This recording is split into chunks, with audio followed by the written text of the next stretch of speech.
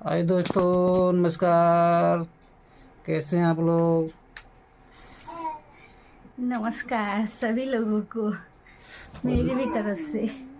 आज 4 तारीख है और 10 दिन बाद होली है, तो पहले आप से लोगों को हैप्पी होली। पहले से मतलब कि तैयारी हम लोग कर रहे हैं। आप लोग भी शायद तैयारी कर रहे होंगे, क्योंकि होली हम लोगों का मतलब कि बहुत ही मतलब कि बेस्ट त्यौहार है, बहुत खुशियों का त्यौहार है।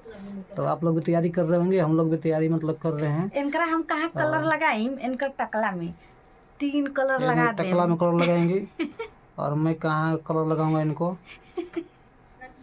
हैं? हम तार टकला रंग देम।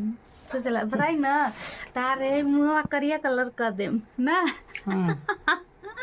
अखिया उज्जर कलर, टकलवा ना, टकलवा लाल। सोच के देखो कैसन लगी है।